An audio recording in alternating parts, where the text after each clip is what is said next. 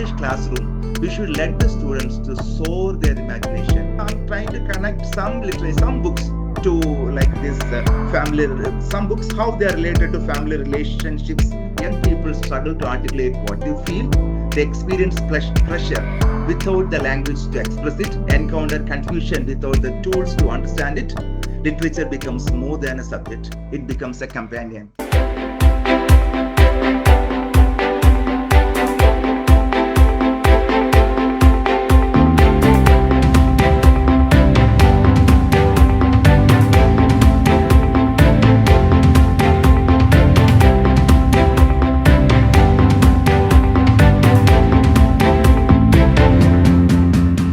Now, I have been teaching my students literature maybe for more than 30 years, but this is the first time I'm relating it to family relationships, insights for educators and parents.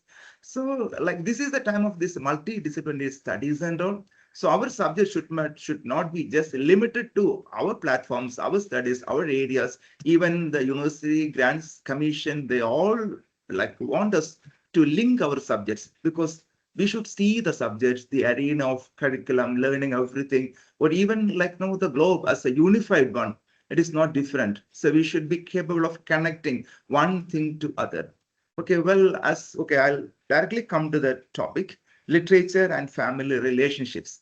Again, how can we connect literature to family? We have been listening to a lot of stories, a lot of because maybe the people over here might have studied English in their degree, in their masters, even like the students who have pursued their subjects not in literature should have read stories. That's why I think the huge turnout because people are here to listen to literature. Okay, so I'll just share one of my personal experiences. Whenever I go to a class, maybe from the time I joined my college until this day, when I meet new students, especially from the science background or commerce background, at times I tell them, what you should do is like I know that like this is a hectic schedule, you have to study a lot, you have to prepare a lot, you have to spend a lot of your time in the lab and all. But in between, whenever you get time, you should try to read a book. You should try to read a novel or read a poem or write a story or write a poem. At least you will have the right feeling that you are a human being. Okay, so that gives you the identity. You should have the rational thinking. You should have the thinking power. Otherwise, our life will become so monotonous, so mechanical, and so, what can I say, so meaningless. Because the philosophy of existentialism says that we live in a meaningless world. And out of this meaninglessness, we have to find meaning.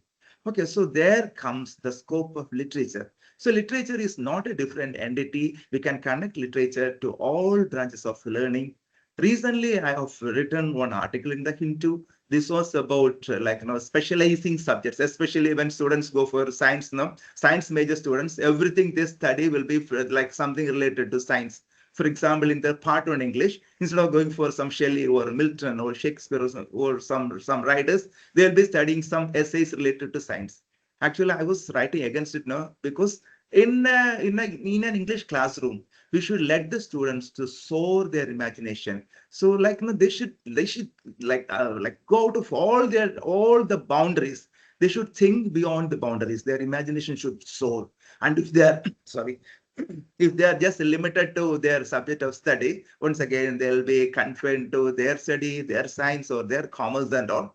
So, but this is the time when students have to think of going beyond boundaries and all. Okay. So I was about to tell you one of my personal experiences. Okay, whenever I go to a class, I tell the students to read the poems and all. So sometime back, maybe oh, not even 15 years back now, I taught one whole batch of students Antigone, the play Antigone, and this was by Anui, a modern like adaptation of Sophocles' Antigone. So I taught them the play. Of course, like the students enjoyed it very well. The classes went on very well and all. After some 1 or 2 years, now once I got a call from one of the students whom I taught it. Previously, I was working in St. Thomas College. At present, I'm St. Thomas College. Again, this is in Thrissur, this is in Kerala. And at present, I'm in another college. So this happened in St. Thomas. So one of the students, she after completing her graduation from St. Thomas, she joined Hyderabad Central University. And one day I received a call from her, and she told me that, sir, this night now we just enacted Antigone in the hostel. Okay, so she told me, sir, we are not just like reading literature, we are practicing literature. Because she said that no, like even like 3 or 4 students from this college, they secured admission in the very same class in Hyderabad Central University, and they all enacted in their hostel this play. So this is now how we can reach out to students now. So I know she was telling me the very same thing. Sir, in the lab and all, it was very tedious, it was very difficult, and this was just an outlet. So this is how we see English in our classrooms.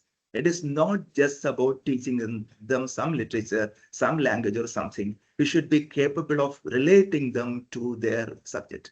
So this is the time of cultural divide. Maybe there is this rise of this much technology and all, and people are after like this digital world, social media. And once again, we'll be wondering what is the scope of literature, or how can we reach out to students? So we should explore the maximum now. It is not just classroom lecture that we should adhere to. So we can reach out students through social media platforms or through WhatsApp and all. So we should extend, or we should tell them the importance of story, importance of narratives in their lives and all.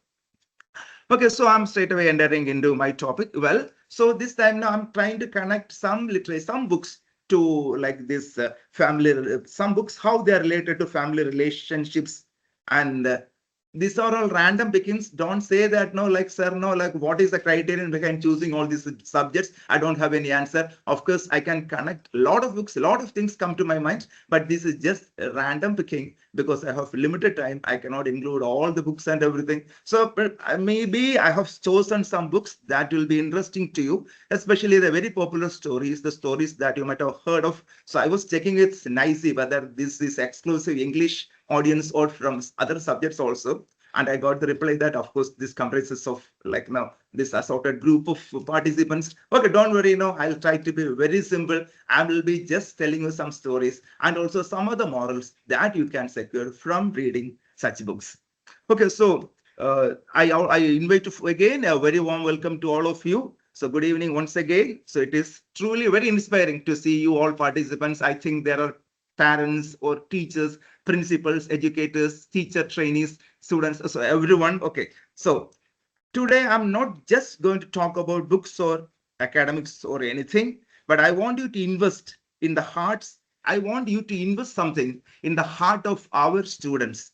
Okay, so in a world filled with noise, deadlines, digital distractions, the simple act of gathering to reflect on relationships is itself a sign of hope. Okay, so we all want the same thing. Children who grow with confidence, empathy, and inner strength. By parenting and teaching today but parenting and teaching today are not easy. Young people face pressures we never imagined, constant comparison, emotional fatigue, world moving faster than their hearts than process. So maybe we'll be aware of this body shaming and all. Okay, yet there is one timeless source of wisdom that always guides us back to what truly matters. That are the stories.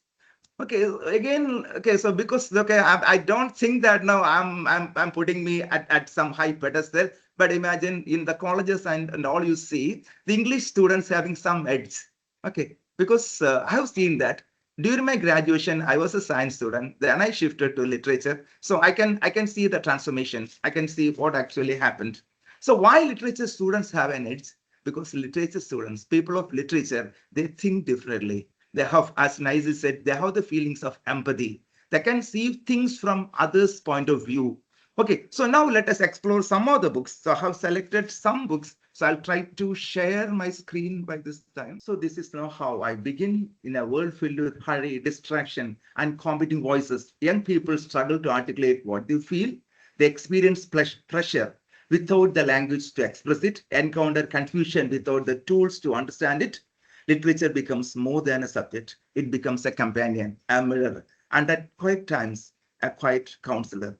Okay, so this is the scope of literature now, because often the children will fail to express themselves. So their language will fail. Even the great writer, Nizim Iqbal, he once said, "My words fail."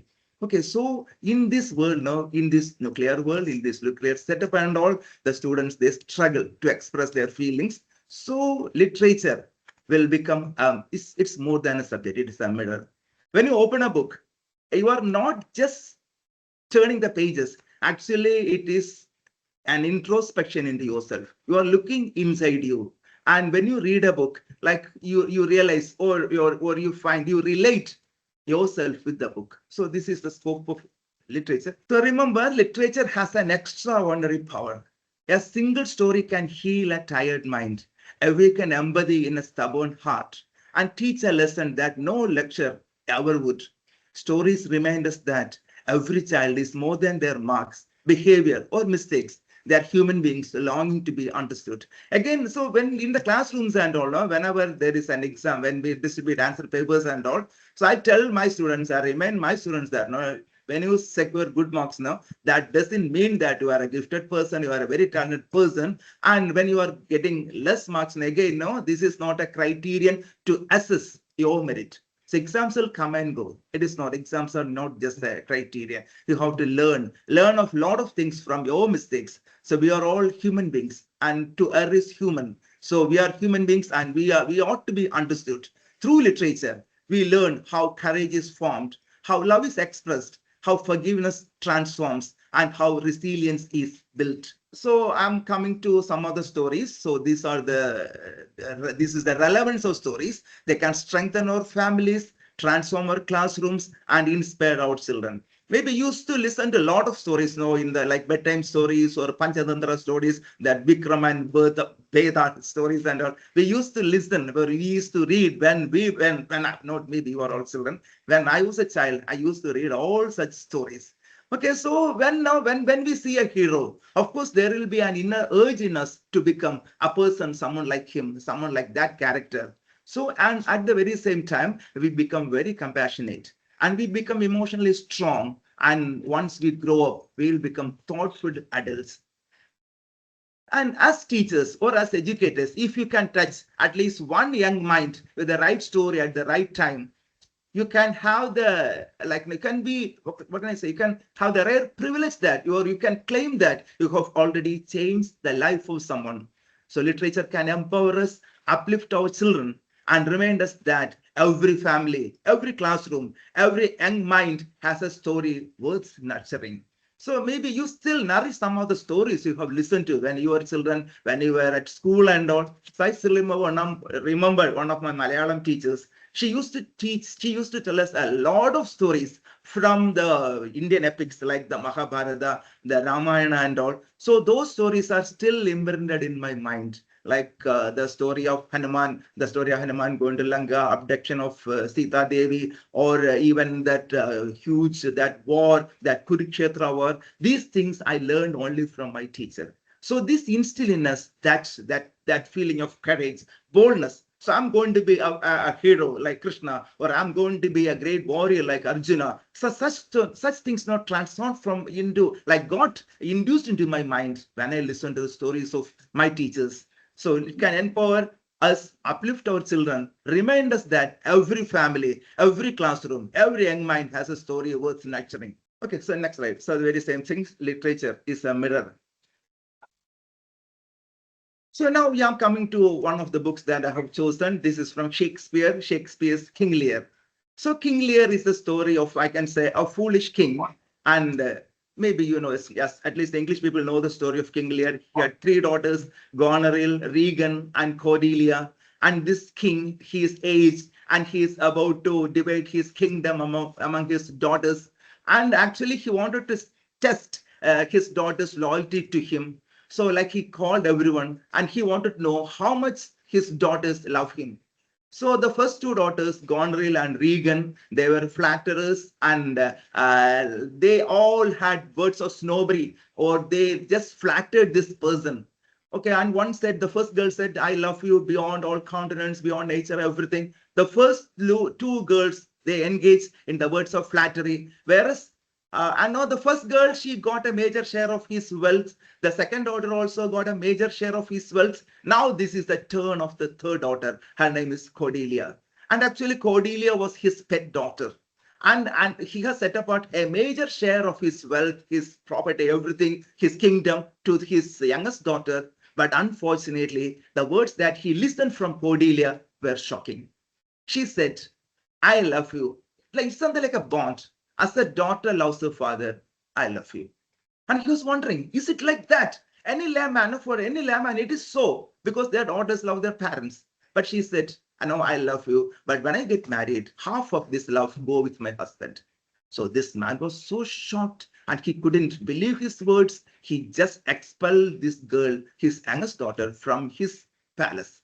So there starts his tragedy because he failed to understand the words of the flatterers. So what is the lesson that the children will learn from the story of King Lear?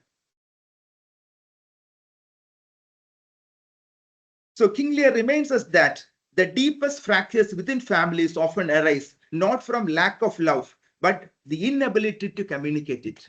So Cordelia, no, was she really in love with her father? Like, did she place him in very high pedestal? Did she adore her father? Of course, we all know that yes, but there was gap in communication. She failed.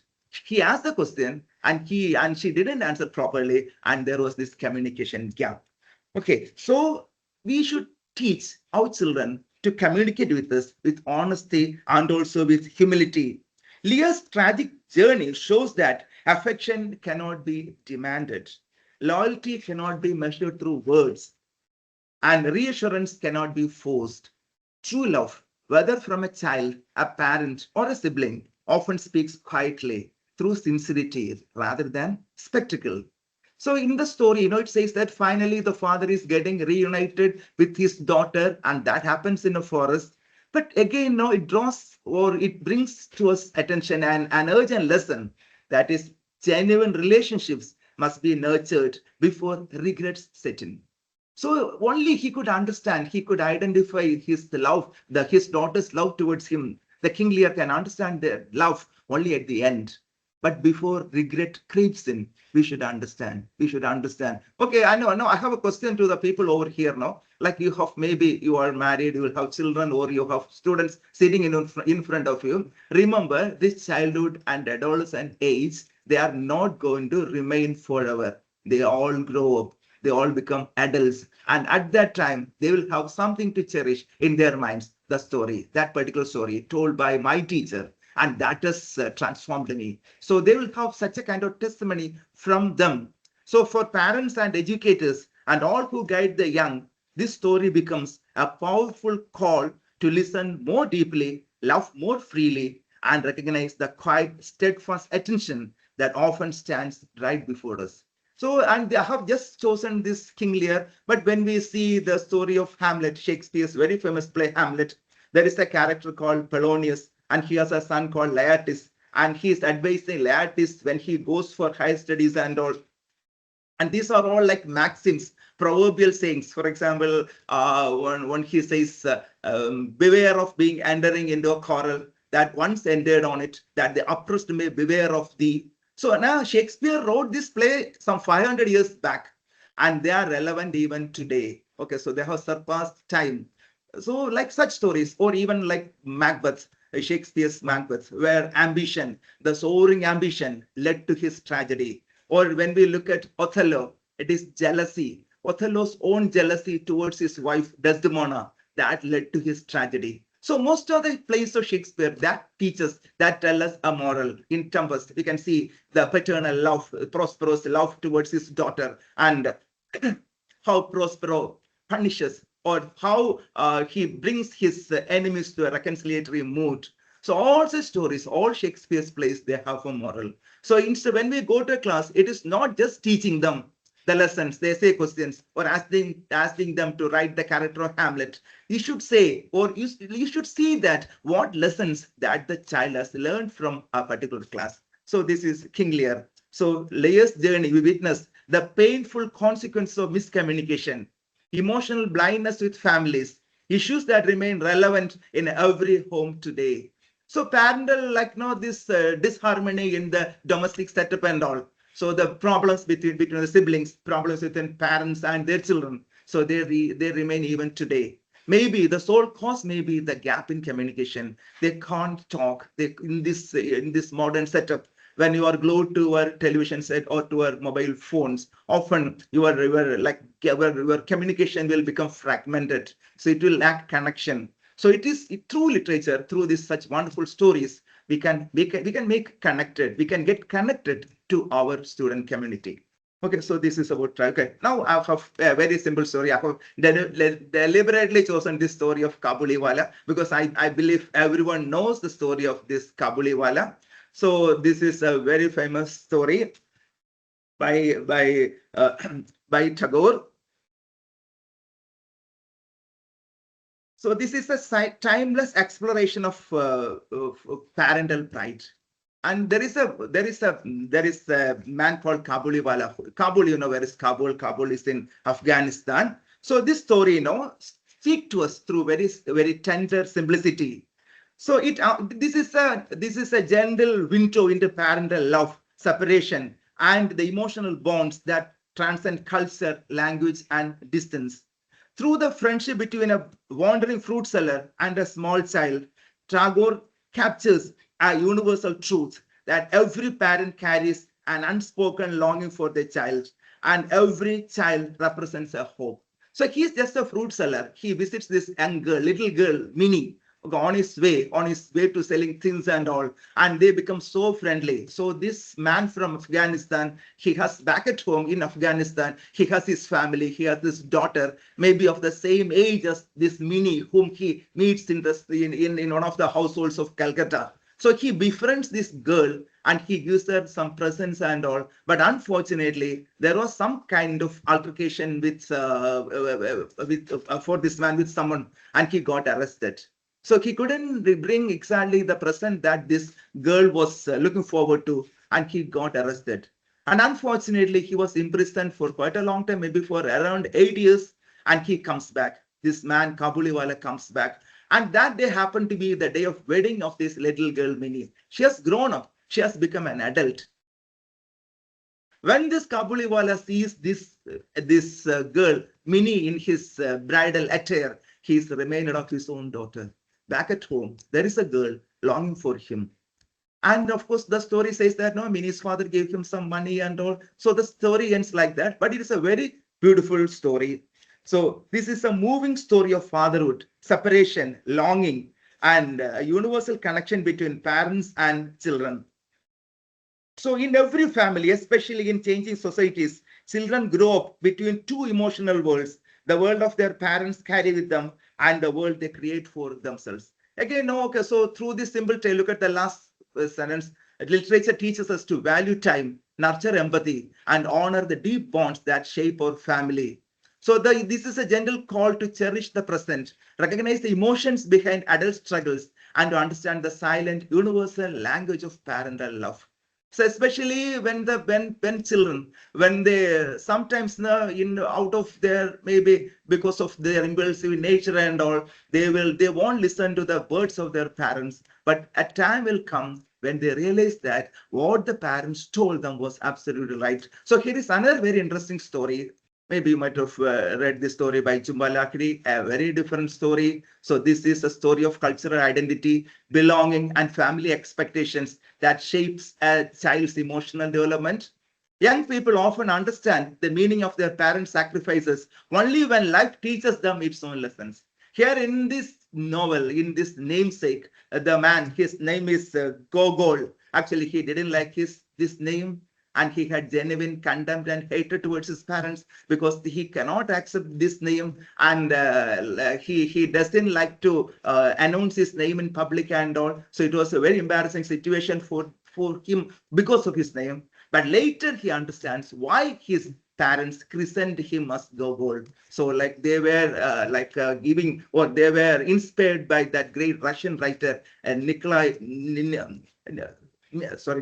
Gogol, and that is the reason they named this son like that. So through this gangly family immigrant experience, the novel explores how cultural identity, belonging, and family expectations shape a child's emotional development. So I'll just tell you the story. This follows the Ganguly family. Ganguly family comprises of Ashok, and his name is Ashima, and they migrated from India to the United States.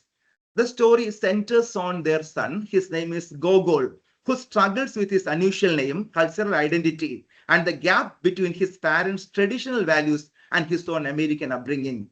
As he grows, Gogol distances himself from his heritage only to rediscover its importance after personal loss. He keeps himself away from his parents. But at the time when his father dies, he realizes why the father gave him this name and how he has been distant from him. And when he regrets, actually the time is up. The time is already up. So the novel beautifully portrays the emotional world of immigrant parents and identify conflicts of second generation children. So the confusion, the first generation are the American immigrants, second immigration are their children born and brought up in America. So their crisis is depicted in a very clear manner in this novel namesake. So this story remains every child's like this story reminds us of every child's journey towards realizing their identity. So their identities, remember, a child's or every human being's identity is shaped by culture, memory, family stories, and personal choices. It shows that young people often understand the meaning of their parents' sacrifices only when life teaches them its own lessons. For parents and educators, the novel offers a powerful insight that love sometimes appears as overprotection, that independence may be misunderstood as a rejection, and that connection is often restored when both generations learn to see each other with empathy. So both generations, the parents and the children, they should meet with empathy. In the shifting spaces between heritage and individuality, the namesake teaches us to honor difference, encourage open dialogue, and remain patient as children find the bridge between who they are and where they come from. So love sometimes appears as overprotection. Independence may be misunderstood as rejection. Children know they are after freedom. They are after liberty and all. This is their independence. But for the adults, for the parents, sometimes they think that my child is very, very rebellious. So we should differentiate between what is being rebellious and what is freedom. So honor difference, encourage open dialogue, and remain patient as children find the bridge between who they are and where they come from. Okay, so next now I'm coming to a very interesting novel, the very famous novel, The God of Small Things. Okay, so maybe because she was awarded the Booker Prize for this novel, and this is very famous. This was a hot seller. I think most of you may know the story of this uh, God of Small Things. So this happens. The backdrop is at Kerala, the Kottayam district, and this especially happens in a village called Aimanam. So the story goes in a non-linear manner. This is a non-linear narrative because the story goes then once immediately there is going to be a flashback and there are some insights into what is going to happen in the future. So it's a very interesting story, like the very same story like The Alchemist. Paulo Coelho's Alchemist also, you can see multiple stories going on at the very same time. This we call as the non-linear narrative. So this story goes in a very non-linear manner. Again, this story, this novel portrays how a family's internal rules, social pressures, and unhealed pain shape the emotional lives of children. Through its richly layered narrative, the novel reminds us that childhood experience leave lasting marks and that what adults consider small things often become defining moments in the heart of the young. So small things for adults, no, these are such small things, but they will be imprinted throughout their minds. So what we neglect for a child, what we see as something small, should have made a great impact or might have made or created some, or it should have hurt, or it should have created some kind of wound in a child's mind. So this is a powerful exploration of how families both protect and wound, how love can be restricted by society, and how children absorb more than they ever express. So they gradually assimilate everything into their minds. So once they grow up, maybe at the age of 17 or 18 or 19, they will recollect such things. And when they see some particular teacher who should have been very rude to them, still they will have that kind of maybe anxiety or unknown fear in their mind. So this is a story of two twins, Rahel and Esther, and their mother Ammu. Then there are characters like baby Kochuma, then Mamachi, and this twins mother Ammu. She falls in love with a man called Veluta, and he belongs to the so-called lower caste. So we can see the caste discrimination. All such things are depicted in this in this novel. So again, the novel that begins with a very impressive manner with the death of one girl, that is Sophie Moll. So she was on her visit from, okay, so you can read the novel. So at its heart, this story shows how easily the young are shaped by the emotional climate around them. So Esther and Rachel's life. So Esther and Rachel, again, Esther, she's the girl, and they have been separated from childhood, and they are meeting after a long gap. And but at the very same time, she is reminded of everything that happened when they were children, and how this boy, this Esther, was abused when they went to a theater to watch a movie. So such things always come to the girl, Esther, this Rachel's mind. So Esther and Rachel's lives reveal that children internalize not only the love they receive, but also the silence, shame, and unspoken sorrow that surround them. The novel urges parents and educators to recognize the invisible burdens many children carry, burdens that stem from family conflicts, societal expectations, or past trauma. By making space for conversation, empathy, and emotional openness, we can help break the cycles of silence that pass from one generation to the next. In its quite a powerful way, the story reminds us that healing begins when families acknowledge pain, speak honestly, and allow love to move freely across the boundaries imposed by fear or tradition. So this is a powerful exploration of childhood drama, fractured families, and the long-lasting impact of unspoken pain. So this is such a wonderful story, and the children have a lot to learn from this story. The family setup, again, the caste discrimination, how when girls go beyond the boundaries, what will happen to them, and how people are discriminated, then the party politics, the Communist Party. So everything is depicted in a very successful manner in this novel, that is God of Small Things. Okay, from God of Small Things, I'm jumping into another interesting novel. This is, of course, this is by Thomas Hardy. Thomas Hardy, again, you might have heard of Thomas Hardy, the man who wrote, this is Mayor of Casablanca, the man who wrote Tess of D'Urbervilles, Far from the Madding Crowd, Under the Greenwood Tree. So Hardy's novels are noted for his depiction of pessimism. And now fatalism also plays a major role in his novels. So, and he didn't believe in God because he believed that if God existed, the human beings shouldn't have experienced so much of their problems in their lives. Okay, so in this novel, in all his plays, fate. So children will learn what is fate, how fate plays in the lives of human beings, especially through the writings of Thomas Hardy. I have chosen only one novel, but there are more interesting. For example, another novel called this Tess of D'Urbervilles, the pure woman, how she experienced all hardships in her life. Okay, so let us focus on this novel, Mayor of Casablanca. This is a striking portrait of how a single moment of anger can reshape an entire life. So this man, his name is Mayor of Casterbridge. He later becomes the Mayor of Casterbridge. His name is Michael Henchard. Just 1 minute.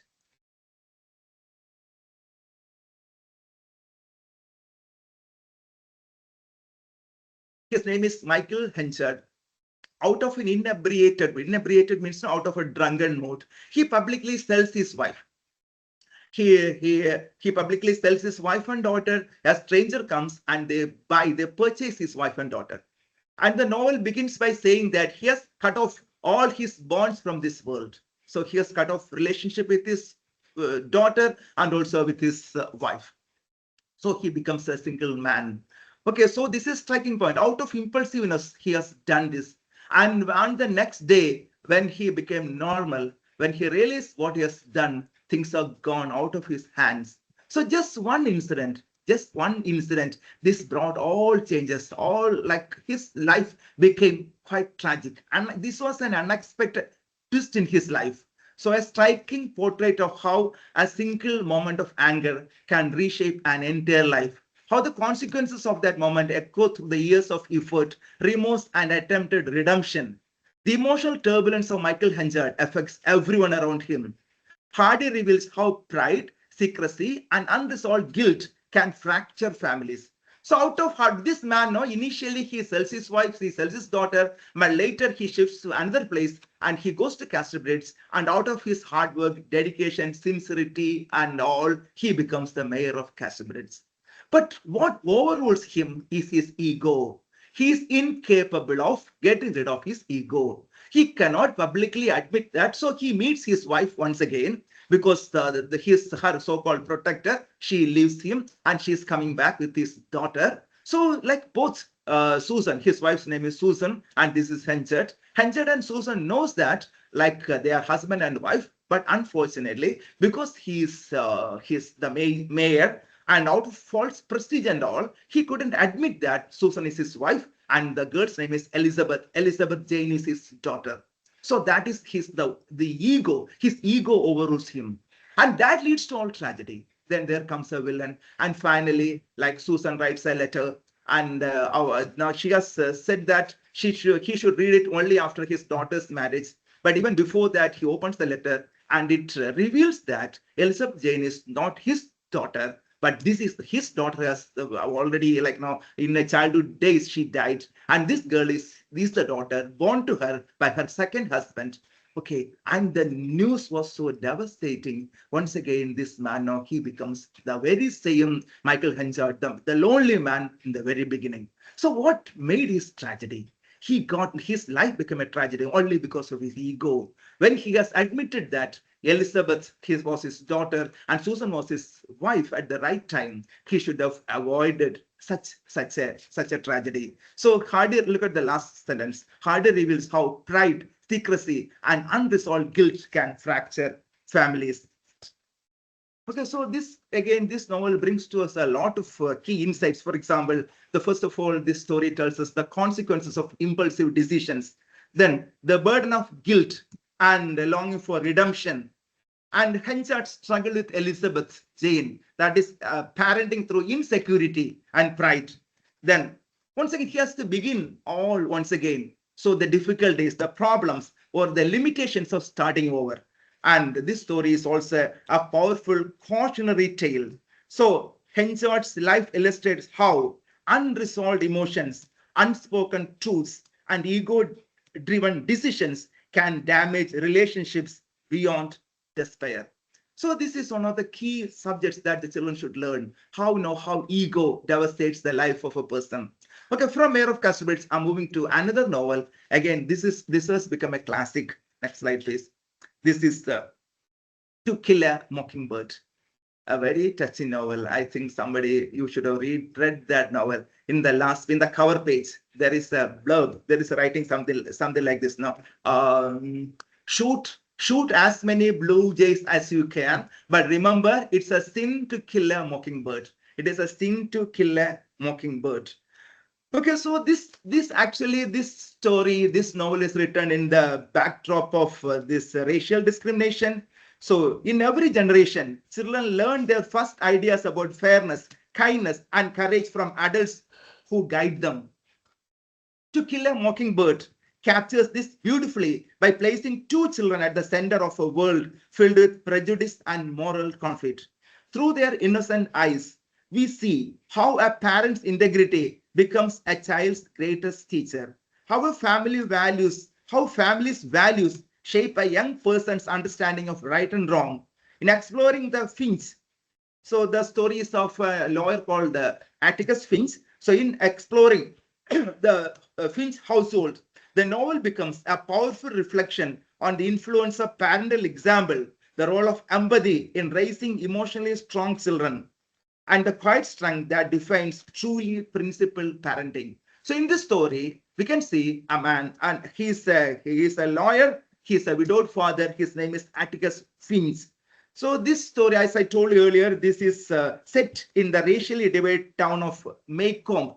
This is in Alabama. So the narrator is young Scout Finch. So this man's daughter, Atticus, has two children. One daughter, her name is Scout Finch, and she has a brother, Jem. And they are raised by their widowed father. He is a lawyer who defends a black man falsely accused of rape. Through this trial and the events around it, the children learn lessons about justice, empathy, and moral courage. Atticus becomes a model parent, gentle, honest, patient, and deeply principled, teaching his children to stand for truth even when society stands against them. So, like Mahatma Gandhi's principles, truth and non-violence, we should stick on. This is what Atticus teaches his children. So, to this novel, To Kill a Mockingbird, this reminds us that children observe values not through lectures but through observation.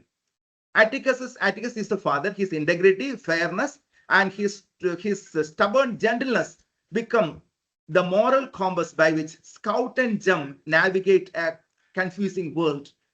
The novel demonstrates that when parents and educators model empathy and courage, children learn to face injustice with compassion rather than hatred. So children should encounter injustice or not through revenge, not through hatred, but through compassion. In a world where young minds are shaped by powerful external influences, Atticus Finch shows us that the quiet strength of an emotionally grounded adult can become a child's lifelong foundation. Through his example, literature teaches us that the heart of parenting and teaching is not perfection, but presence, consistency, and moral clarity. So this is a novel which is noted for a family theme. So this is a powerful portrayal of ethical parenting and the importance of raising children with empathy, fairness, and integrity. Okay, I think I don't know how much time can I, how many more minutes can I take, Naisi? Yeah, sir, maybe you can take another 5 minutes. Okay. It's already 7. Yeah. Okay, yeah.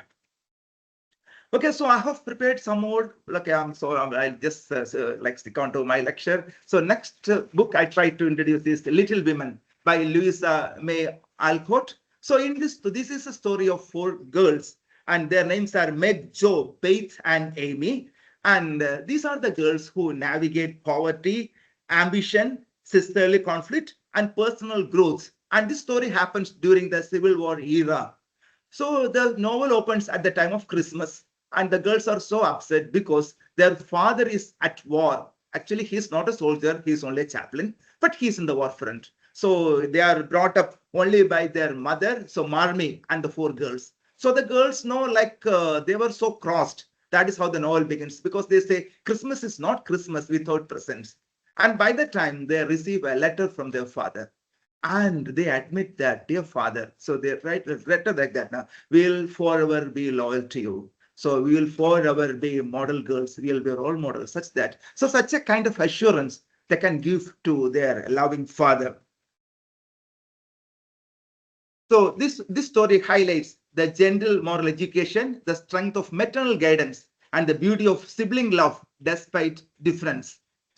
Okay, then the next story that I have chosen is this Riders to the Sea. This is a drama. I have picked poems are there, novels are there.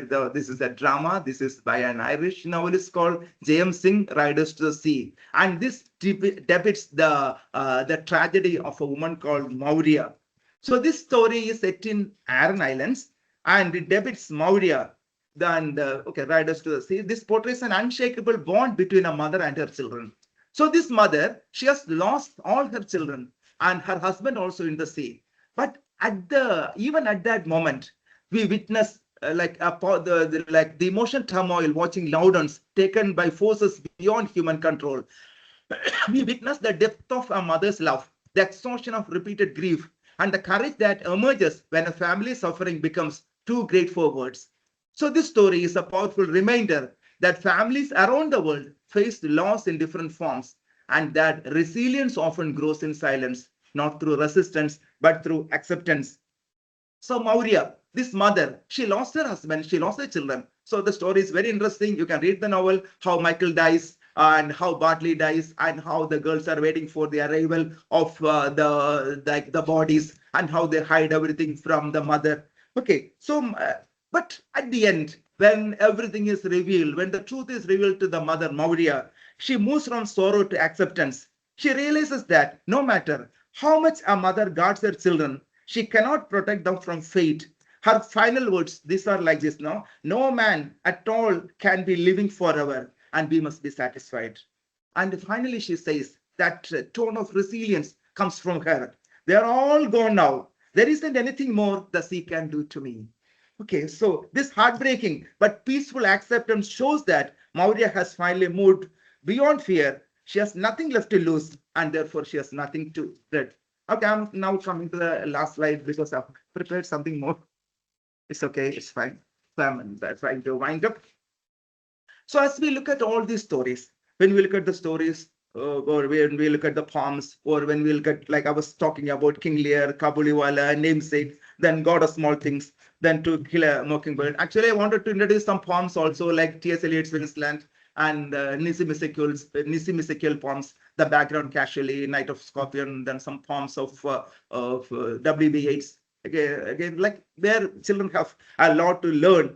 Okay, so in all such things, now when we go through all such books, we see that literature is ultimately a guide to the human heart.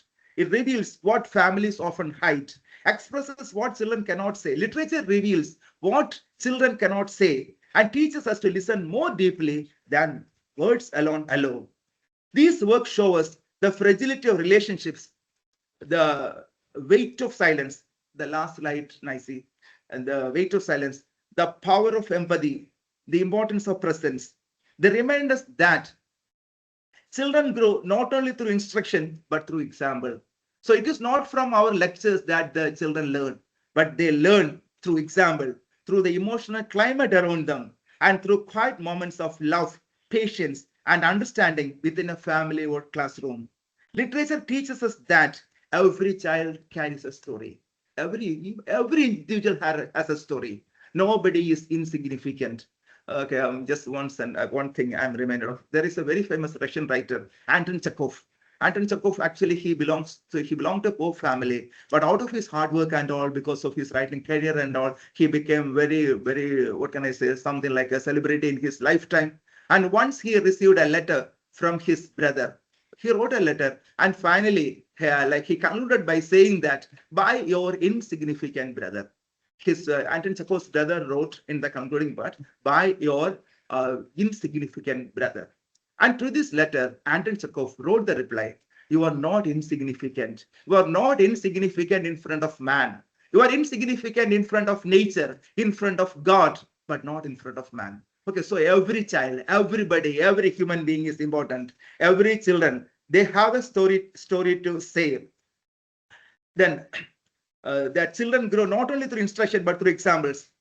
Then, okay, every child carries a story. Every parent carries a fear or hope, and every educator carries the ability to shape a young person's inner world. So finally, nurturing healthy families and compassionate learners is not about avoiding mistakes. It is about recognizing emotions, communicating honestly, and choosing empathy in the moments that matter. May we carry the lessons of these texts into our homes and classrooms, creating spaces where children feel seen, heard, and deeply valued. And may the stories we share continue to open our hearts, enrich our relationships, and remind us that love, when expressed with clarity and sincerity, is the strongest foundation any family can have.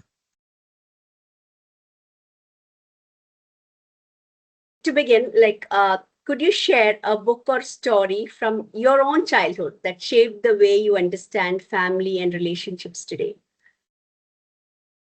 Oh, that's a very interesting question. Well, I have read a lot of books now. I cannot say that one particular book shaped me because those days we had a library. On my way to school, there was a library. It was a YMCA library, and there they had a huge collection of books. And I think I read most of the books when I when I was at school. So, but even I though I still remember reading Dracula those days and spending sleepless nights and all. So even like the stories which are quite intimidating, I thought that like the Dracula is there, and I belong to a village area, and when I see shadows and all, maybe I think such people are there. So to a certain extent, no, this like unknowingly what tells us that you should be confined within your house after evening or at night. You cannot go out. You should be with your parents. So these are the stories that drafted. But There are some Malayalam books, for example, like what's that? Tottiയുടെ Magan. It's this who wrote it? Keshav. Oh, I forgot now. Okay, so that scavenger's son. Okay, that boy actually he was supposed the father. His duty is only to take the human feces and all, and he wants to bring up his child as someone modern who has this formal education. But unfortunately, because of the cholera, the parents die, and the child, his name is Mohanan, he is compelled to carry forward the parental job. Okay, so I used to think, now why such fate plays such a role. And similarly, like the writings of M.T. Vasudevan Nair or this Malayalam, I used to read a lot of Malayalam when I was at school, but later I shifted to this English. But initially, as anyone else know, I was reading Sidney Sheldon, Irving Wallace, or Harold Robbins, Agatha Christie, and later I shifted to serious reading. But one of the books that influenced me most is, of course, The Wasteland. I wanted to share something from this book, The Wasteland. This denotes the fragmentary nature of our life. It talks about the meaningless existence after in a world that is devastated by war. People have lost connection. So this is a fragmentary poem. So it is fragmentary because, like, we have the human beings, we don't have any meaning in our lives. We are disconnected. So what is the point in connecting like the lines together? So that is his argument. And this wasteland, this is war devastated, this is post-war England, and this is applicable to the whole world. So this is one of the great books. Again, I was very much interested in the novels of Dickens, like Great Expectations or the story of Pip. Maybe you know how that boy struggled. And I could read, those days I read Mulkraj Anand's Coolie, the Manu. So I could see seeming comparisons, seeming parallels between these two main characters, Pip and Manu. And similarly, the Arkanara, the English teacher. So like these novels and all, again, I read when I was during my pre-degree days and all. So these books, so this was another world. Actually, my parents wanted me to be a doctor, so I was studying science group. In parallel, along with that, I used to read a lot of books. So these were two entire world. And again, when you are reading a book, you are in another world. So like you are in those characters, they dance around you, they come with you, they are talking to you. I was trying to convey the very same thing, whether you can assimilate yourselves, whether you can relate yourself to such characters. So what should you have done if such a tragedy has occurred in your life? So it was very interesting. So a lot of books I read. No, I cannot say one particular book but I have read a lot of books, not just one single book. Like I used to read all the periodicals, everything. Okay. So thank you so much, sir. Would you agree that one of the greatest strengths of literature is its ability to take us through the complexities of relationships, like family dynamics and power structures, and in doing so, deepen our understanding of human behavior? Yeah, definitely. Because as we said earlier, as we were discussing, they took us to this world of empathy. We can see things from another person's perspective. We can look at things from different angle. We can see the nuances. There is not just one answer. Okay, I just want to tell you, like Hamlet, the modern adaptation of Hamlet. So when you read that book now, so what like the author is questioning. Now, in no way is he justifying Hamlet. So this is another way of looking at things. So we should see the differences. It shapes a person. When we read a political novel like this Roland Barthes' famous essay, that Death of the Author. So it is the author is already dead when you read a novel, when you read a book. So it is your interpretation that gives meaning to that book. Of course, we can relate. When we see the tragedy, when we see this kind of catastrophe that occurs to family and all, we should have that feeling of what can I say, that resilience or what do we call the final, that tragedy should evoke the feelings of pity. So we should this evoke the feelings of pity, and we are getting a kind of relief. Okay, when we read a book, when we see that our problems, our issues are depicted there, we relate, and finally we can heave a sigh of relief. Oh, something like that. So this is what literature takes us into. These are what good books take you into. So they answer to a lot of your queries, your uncertainties or anxieties. Yes, you're right. So we have another question from Suman. Good evening, sir. Will the subject determine the attitude and emotions of the students towards others in a society, like literature, and to that of geography. How does it differ? Can you enlighten me about it? Can you please repeat the question? Yes, sir. Question, yeah, question only. Yeah, yeah. Will the subject determine the attitude and emotions of the students towards others in a society, like literature and to that of geography? How does it differ? Can you enlighten about it? Okay. So when I was a student now, actually I hated history, I hated geography, but geography is a very interesting subject now. For example, like when as a geography teacher, you're entering in the class and you bring a globe in front of them, in front of the students. Okay, so this is the North Pole, this is the South Pole, this is the equator. So these are the oceans, this is the Atlantic Ocean, this is the Pacific Ocean, this Indian Ocean. So these are the continents, how they move. So from north to south and how the climate varies. So it is very interesting. It is something like a story. Geography is like a story. For example, Gulf Stream. Gulf Stream starts somewhere. It flows. It has a course and it ends. And on its journey, so when it flows, you can see the different climatic variations, climatic conditions, and all. Of course, geography is literature. Similarly, history is literature. Don't you agree with me, Naisi? For example, there is a world war. Okay, so in the war, of course, there will be two factions, fighting factions. So who are the factions? This one and that one. So and for a war, there will be a cause. So what is a cause? What is a cause? And how did the war go? What is the cause of the war? And how did it end? Okay, so it is very interesting. So can teachers teach like this? And again, even in biology class, so I studied zoology. So zoology is literature. So because you can ask a lot of questions. What is the difference between warm-blooded and cold-blooded animals? Why do cold-blooded animals mostly live in water? So why don't the like this? So this raises a lot of questions. When you read a novel, when you read a book, a lot of things come to your mind. Why does this character act like this? She should have acted like this in this way? Okay, so like that now you can relate. So everything you can look through the lens of literature, whether it is geography, whether it is physics, whether it is biology, history, everything. So it has a story to say. Every subject is something like a story. But stories, this is something in science, what we have is called empirical truth. These are scientifically proved to be true. But here, the stories you hear, they are picked from the lives of the people. You cannot just say that they are false. So they are like what can I say? We have what is called the aesthetic sense. We can understand nature. We can understand people. Okay, so that is literature. So of course we can relate all subjects. We can see all subjects through the lens of literature. And once you are a narrator, once you have the technique of narration, your subject will become very interesting. Okay, you can get rid of all the monotony, all the boredom. Okay, thank you. Thanks for that question. Thank you, sir. It was well explained. We have another question from Reena Jeswal. Family, especially parents, play important role in characters building. But today, teachers are facing more problems in handling students' attitude. Can you please help regarding this problem? Okay.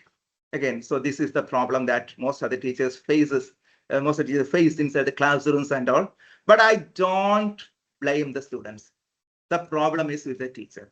How much do you try to understand your student? Okay, like no, you can see sometimes the students very aggressive. Okay, they don't want to listen to you. So, but you can learn a lot of lessons from the students now. When you shout at the students, for example, imagine there is a student in your class. He or she is not listening to you. He is very aggressive or he is very rude and he is very indifferent and all. So first of all, accept such a child. Okay, accept this is his behavior. You cannot expect anything else from him. See, the other day, one of the girls in my college, actually, she never wanted to attend class. She was going out and she was shouting at me, what are things going at all? So I very patiently listened to her. I smiled at her. Then all her anger subsided. She said, no, sir, I was just kidding. But had I been very rude to her in the very same way, things should have, what can I say, snowballed. So the attitude of the teachers also should change. So how much do you care for your children? How much do you care for your students? Do you know them? Do you know their problems? Do you know what troubles them? A child's mind, it is something like a clean slate. You can write whatever you want. So the best solution is try to understand your students. It is not that, because many people know these days I see like complaining. Okay, so these students, today's students, they are not listening. Okay, so but changes generation, of course, the generation change. They are techies and they are exposed to the digital world, as I told you. So they're getting everything from the digital media, not from you. Okay, so if they want the meaning of a particular word, immediately they can look up the Google, or they can go to ChatGPT or DeepSeek or Google Gemini. Everything is there. But you should be capable of offering them something beyond all these platforms. If you prove yourself very reliable, if you prove that you are a very resourceful person, definitely that student will listen to you. Okay, so we should build up. We should also change according to the requirements, according to the demands of the time. Otherwise, don't expect that. Now, again, I just tell you one thing. When I was an MA student, I used to write a lot of notes. I used to take all lecture notes and all, and I had them with me in huge bundle when I joined college. But after 2 or 3 years now, I just sold them all, because I thought, no, every day, like we are getting new knowledge. What is the point in looking at my old notes and all? So we should adapt, we should change, we should understand the students so that the problems will become solved. Again, your child should learn something from you. He should trust you. So build that trust so that teaching will become very interesting. Okay. Yes, we have another question from Ligimon. The stories and events in literature and history can surely give an im- impetus in the morale of the students. May I know your opinion, sir? Again, no, the student should know how to distinguish between what is right and what is wrong. So there, the role of the teacher comes. Okay, so just I want to tell you something. Recently, okay, maybe some 2 or 3 years back, there was a textbook from Calcutta University, and actually it was promoting some kind of ideology. So the students were asking me, sir, is this the right way? Because no, that when you read that book very curiously, it creates in you a kind of, what can I say, inferior feeling. Because the book or some of the essays written there say that you belong to a third world, your voice is ignored, you are sidelined, and you are doomed to be like this. So we should never accept the inferior status. Tell them that you should tell your students that you should hold your head high wherever you go. Okay, so in a story, in a particular story, when a character, maybe a hero, struggles or hero suffers, you should say that, "No, you are not that person. So this person, you should have put on question to that students. If you have encountered such a problem, how you should have solved it.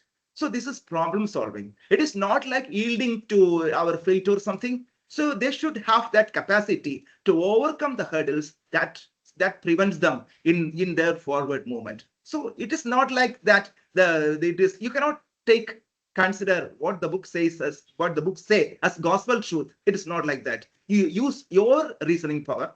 I told you earlier, it is death of the author. It is not what the author says. It is the way you interpret, the way you generate meanings. That is very important. Sir, Nimisha has asked, can you suggest some new works which can be introduced to students? Which students, school students or college going students? Yeah, at school. Oh, I'm less used to. Maybe the popular stories that you can buy, you can go to like those days. I told you I read the bedtime stories, Panchatantra stories, and all. But of course, there are many good writers like this Chetan Bhagat. Maybe it is easy for the students to read and all. But the latest hot sellers and all the Gen Z people read, I'm less used to. But they can go for such books. But never ask them to read this what's called this pulp fiction. Pulp fiction means no the cheap stories that don't have a moral or something like that, but go for some classics. Even like the books of Dickens, they are classics, no, they surpass time and all. Beautiful novels, or this R.K. Narayan, or like Thomas Hardy or Jane Austen. Then the 20th century writers, there are many, like like D.H. Lawrence. Okay, such books, they can, school students, no, they can go for the abridged edition, not the full book. So these are available in all the like leading bookshops and all. Go for the abridged, ABRIDGED, abridged editions. So you can find the stories that will be interesting to children.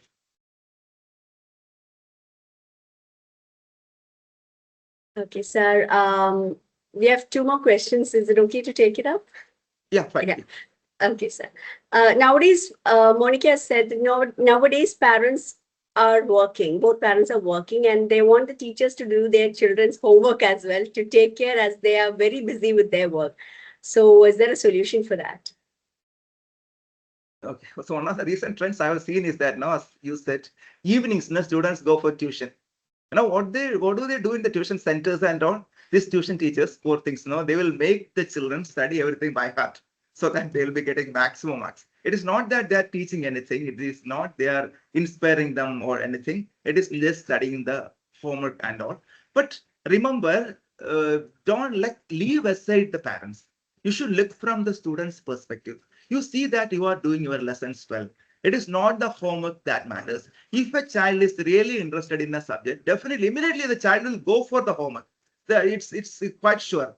And imagine you tell a story. For example, imagine your class seems very inspiring, and you suggest them to go for some extra reading, and immediately they will go to the library to do that. So homeworks, especially school teachers and all, just see that now your homework things and all are not tiresome.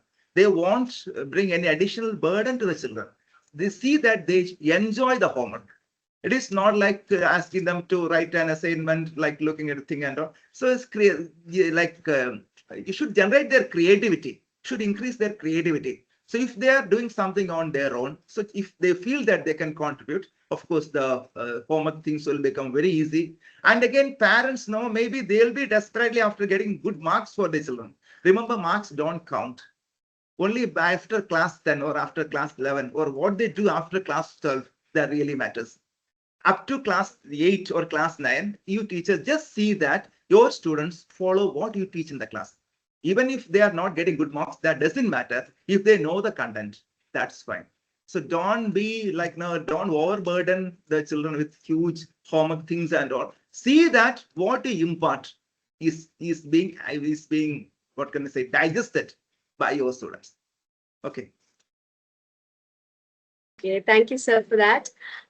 We have a few inquiries like, how can we integrate storytelling and reading habits into the daily classroom routine without affecting syllabus completion?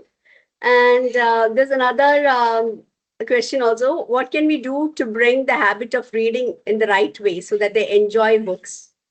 They mostly read the books to get marks. Exactly. So is there any other way? Yeah. Yeah, it is important to motivate the students now whenever you go to a class. So each class, maybe you have been teaching this particular class for the last 10 years. Each class take it as a new class. So you should see in advance, how am I going to impart this lesson? How are my students going to accept this lesson? How am I going to deliver this? What all possible questions can I expect? So it is very important to anticipate everything well in advance. And when you go to a class now, it is very important to bring the children to the lesson unknowingly. You can begin by saying some anecdote, or you can quote the newspaper, or even you can tell a story. Okay, you tell a story and you are bringing them to a subject, and then you can tell the children, okay, you can find similar stories here. Go and read this book. You can find a lot of stories, something like that. It is not like the children should learn unknowingly. That is very important. Because now if you say, if imagine there is a class and you go to class and you tell the children, dear children, today I'm going to teach something that is very important. You shouldn't talk, you should listen very carefully. Otherwise, you are not going to get anything out of me. Okay, I'll beat you. And if you are not answering my questions, if you start like that, from the first time that you tell them that this lesson is very difficult, some students will think, oh, this is difficult. This is not my cup of tea. So immediately they will get distracted. But every day when you go to class, you tell the children that today we are going to study something very interesting. Of course, no, you should have maintained a very pleasant face and all. And you should say, listen very carefully. So this is so. So you should adapt such a technique inside the class. Maybe you have a lot of issues, lot of problems, something will hurt you. So you won't be in a mood to smile and all. But go to class with a very fresh heart. And even when you shout at your students now, you should come only from your face. You shouldn't come from inside. It shouldn't affect your mood, things and all. Okay, so you shouldn't get distracted. You shouldn't get, what can I say, broken inside a class. So when you are angry, it should be in your face only. In the very next instant, you should be capable of smiling. So then your class will be very successful. The students are going to accept it. Okay. Yes, sir. We can take one more question. Yeah. Yeah, how we can make the students who come from aggressive backgrounds and raise them to appreciably good, to be appreciably good. Okay. Second, that's also a very good question. Again, I'm talking from my experience. So in the beginning, especially this is college, because we have a lot of politics and all in the college and all, we find some students very aggressive, very rude, and they'll be very indifferent. But by the end of the course, these students will become very good friends of us. Have you experienced that? Okay, so that is the way you deal with them. So it is not that when they shout, you shouldn't shout. You should listen. You should have that patience. So listen to that child very, very, very carefully. So what is your problem? So again, don't like make him stand apart. Don't shout at him. Don't beat him. Don't send him out of the class. Nothing of these things will work. He'll be again like he'll be very aggressive. He will keep that anger in his heart even after years and years. But uh, there is a what's it? There is a saying in the Bible. Okay, in Malayalam it is something like this. Malayalam people are here. Saumyamaya marubadi krodham shamipikkunnu. A very very humble answer will subside anger. Okay, so it should be very humble. So maybe the other person may be very aggressive, and if you act like that with that person, there is no difference between yourself and that person. So there now you should mark a distinction. I'm a teacher, I'm a counselor, I'm here to support my student. So the student is aggressive not because of you. Many things trouble him. So you should identify what are his issues. You go to him, you talk to him. Some way or other you should reach him so that he will become the best student in your class. And if you can transform such a student, yes, someone who is not interested in his studies, who is very aggressive, who is very rude, who is very indifferent, and if you can transform such a student into someone different, there lies your merit. It is not like teaching the gifted children, making them like the 99 marks they are getting, and you are making it 100. That they will get even if you don't teach them. But if you can make a student who scores 10 marks to 80 or 90 or even 100, now there lies your merit. So take all these things as challenges. Okay, these are all the challenges that you have to overcome. These are not hurdles, these are not obstacles.